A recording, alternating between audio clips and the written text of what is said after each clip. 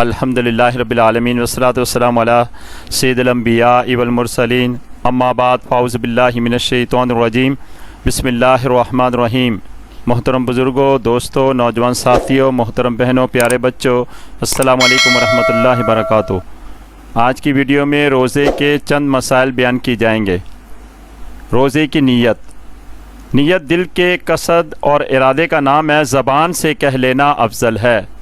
روزے میں نیت کرنا شرط ہے، اگر نیت نہ کی اور تمام دن بھوکا پیاسا رہا تو روزہ نہ ہوگا۔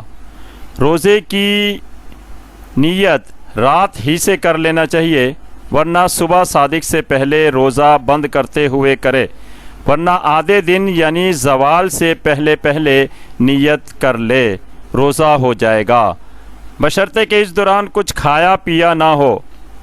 روزے کی نیت یہ ہے، وَبِصَوْمِ غَدٍ نَوَيْتُ مِنْ شَهْرِ رمضان، میں نے کل کے رمضان کے روزے کی نیت کی۔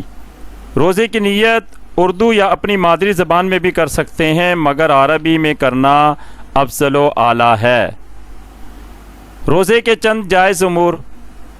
حالت روزہ میں سر میں تیل ڈال سکتے ہیں، البتہ کانوں میں نہیں ڈال سکتے۔ روزے کی حالت میں ناخن کاٹ سکتے ہیں۔ روزے کی حالت میں بال کاٹ سکتے ہیں، داڑھی کا خط بنا سکتے ہیں اور انڈر شیپ بنا سکتے ہیں۔ روزے کی حالت میں ہر قسم کی خوشبو لگا سکتے ہیں، ہاں ایسی چیزیں استعمال نہ کی جائیں کہ جن کے ذرے پھیپھڑوں میں داخل ہو جاتے ہوں، جیسے ناک پر وکس لگانا، یا سانس کے مریض انہیلر استعمال کرتے ہیں کہ جس میں دوا کے ذرے سانس کے ذریعے پھیپھڑوں میں داخل ہو کر سانس کو بحال کرتے ہیں، اس سے روزہ ٹوٹ جاتا ہے۔ ہر قسم کا دھواں جان بوجھ کر سونگھنے سے روزہ ٹوٹ جاتا ہے۔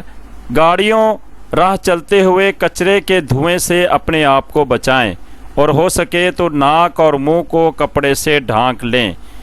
بچنے کی تمام کوشش کے باوجود بھی دھواں ناک یا حلق میں بے اختیار جو داخل ہو جاتا ہے، اس سے روزہ نہیں ٹوٹتا۔